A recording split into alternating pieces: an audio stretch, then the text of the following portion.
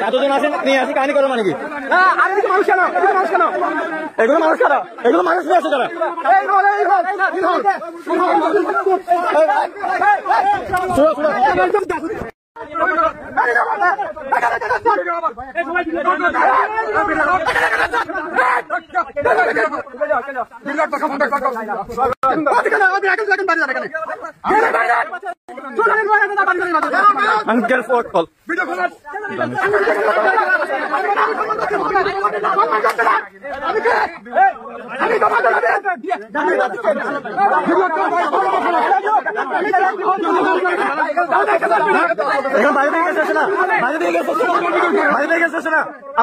video আছে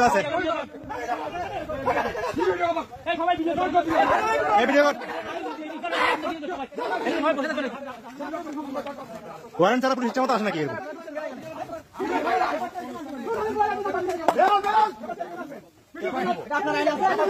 দেখানোর পরে কথা বলবেন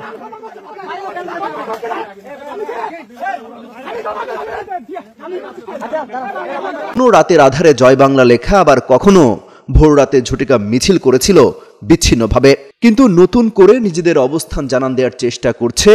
গণহত্যার দায়ে অভিযুক্ত আওয়ামী লীগ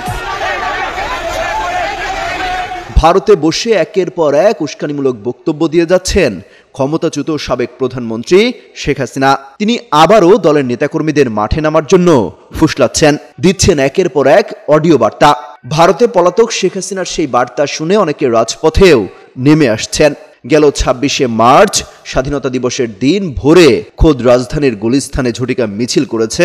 আওয়ামী লীগের নেতাকর্মীরা সেদিন বেশ কয়েকটি মিছিলের ভিডিও ছড়িয়ে পড়ে সামাজিক যোগাযোগ মাধ্যমে সেই রেশ কাটতে না কাটতেই রোববার আবারও ঝটিকা মিছিল করেছে ছাত্র জনতার উপর প্রকাশ্যে গুলি চালানো হামলা চালানো আওয়ামী লীগ